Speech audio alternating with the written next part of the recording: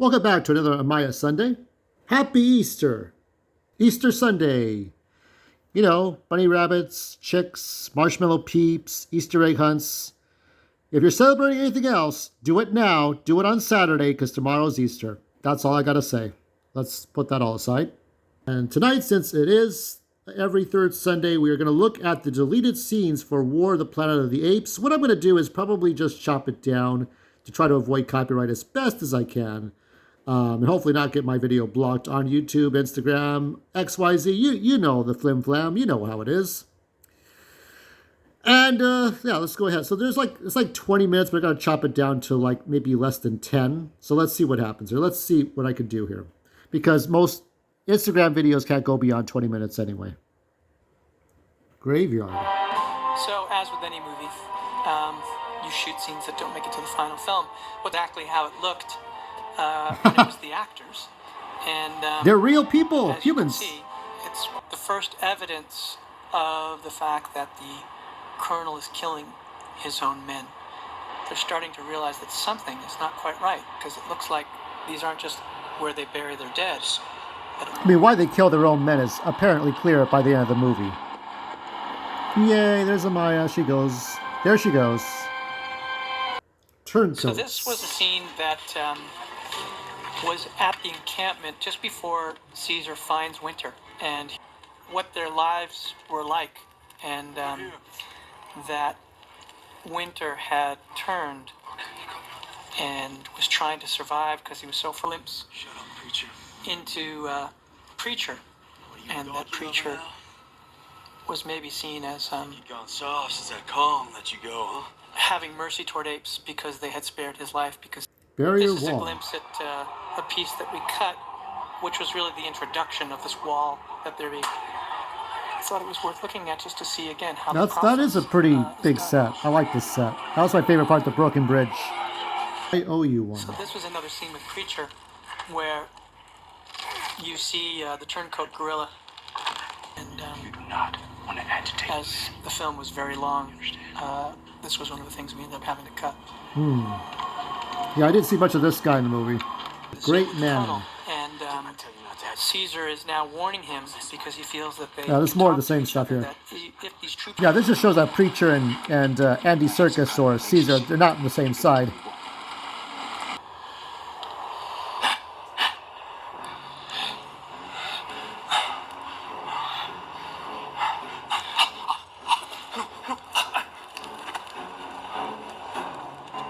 Do not lose hope. In this scene, Caesar is being put back up on the X, and the apes are starting to lose where he was stealing the key, really. And do not lose hope. We ended up feeling the whole thing was too complicated. He had the key, and then they were passing the key back and forth in subsequent scenes. Yeah, and then it'd be a 4-hour movie.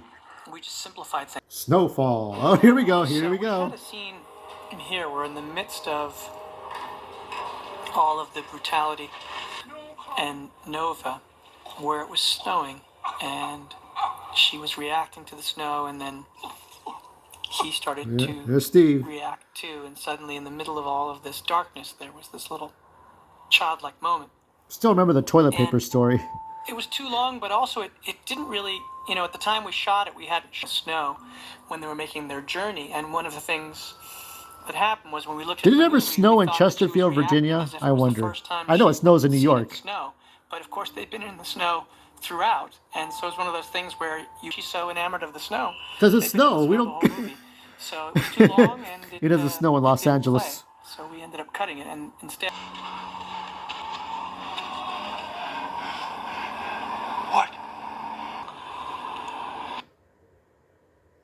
The Colonel's speech. Now, originally, a little glimpse into their side of things. To them, or this hellish trial will all have been in vain. War. And you can tell them, I fought viciously. Of the other scenes. And the idea in retrospect was that the virus was starting to take hold. Oh yeah, they couldn't give that away until the It end. was the beginning of him dissembling, and then the next time we see him, he can't speak. The problem was, while it seemed to work on the page, it didn't really work in the movie because he was dissembling by becoming quite verbal, actually, and very philosophical. And then the next time you see him, he can't speak, and we couldn't really reconcile that. And watching the scene in the movie, it didn't really work. Where we actually I am finished like the entire Koba. scene This and is then did major cuts all to it. finished. There were too many moments where it seemed like Caesar was saying goodbye, and so we had to remove one. But actually, it was really wonderfully played and wonderfully animated by Weta, and a great moment, I thought, from Terry. And so here's the scene as it was. By the time the sun rises, Where Caesar was talking about to a the new homeland that they were going to be going to. So, it is the deleted scenes, but I'm still going to rate it. I'm still going to give it the good score. I'm going to give it a good score. We're going to do it. We got to do it good. Yeah, we're going to be in a good mood. All right? Because Easter Sunday, we gotta get the energy back. We're going to resurrect like no tomorrow. So, what are we going to give this? What say you, Alice? A+. I'll give it an A+, because I mean, it's such a great movie, isn't it? So yeah, A+ for this. That's it. I mean, I like the deleted scenes. I like the snow. I would have kept the snow. Maybe just not have snowfall for the beginning of the movie. That way, it would have made that deleted scene would have made more sense, right? Nature's Oddities. Oh, Amiah, you're gonna love this one. The story of how a 24,000 square foot potato farm came to be at an airport in New York. So, what do you get when you combine an airline that wants to be more environmentally responsible, food manufacturer that's on board, pun totally intended, and a really creative idea? The world's first blue potato farm at an airport, of course. Amiah, if you got your phone, please, please, please take a picture of this farm. Please take a picture of this farm. I one request, if you're nearby that airport and you see that potato farm, please take a picture of it. I would love to see it. So here's how it came to be. JetBlue Airways, headquartered in New York, has always offered its passengers free bags of Terra Blues, which are potato chips made from blue potatoes. Yep, the name is pretty self-explanatory, and passengers seem to enjoy them. Last year, they ate about 6 million bags while flying with JetBlue. Haha, get it, blue? Inspired by Terra Blues, someone from JetBlue had the idea to try out a farm-to-air experiment. With the help of Grow New York City partners and the Port Authority of New York and New Jersey, JetBlue and Terra made farming potatoes at an airport an actual thing. They launched the farm project earlier this month. So when was earlier this month? When was that? 2016. Holy crap. So this has been going on for 8 years. It will highlight local farmers in New York agriculture expected to grow more than 1,000 pounds of blue potatoes per harvest, as well as house 3,000 herbs and plants, including a variety of produce such as, what is that? Arugula, beets, mint, and basil. It is the first blue potato farm in the world at an airport in collaboration with the Port Authority of New York and New Jersey. So this is really neat. So it's TS Farm.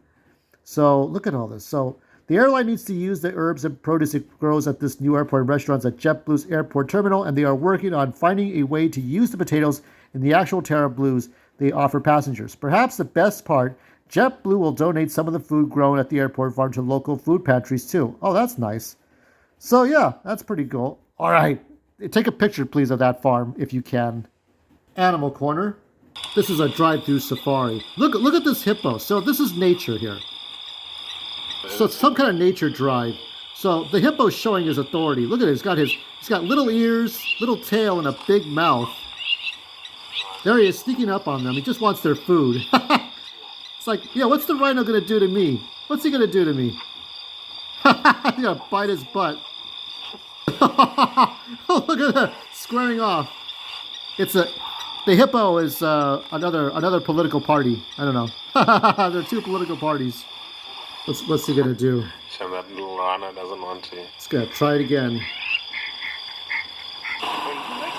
Oh. He's gonna horn him too. Oh. Yep.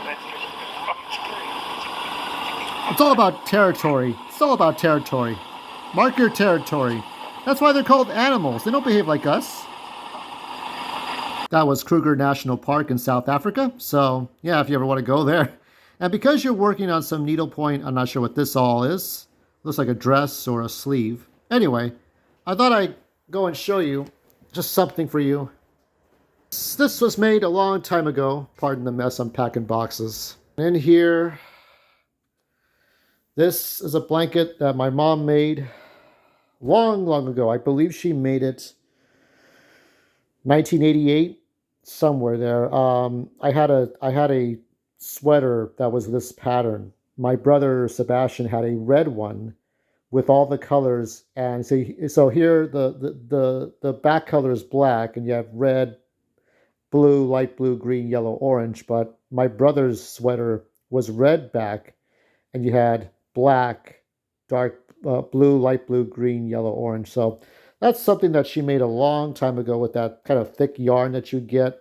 So anyway, that needlepoint, crocheting, had a sewing machine and all that. I don't know nothing about this. I don't pretend to know things. I could probably make a coin purse probably made out of this. That's the best I can do. Anyway, there'll be something for April 1st, and happy Easter. And if you celebrate anything else, I don't know what to tell you.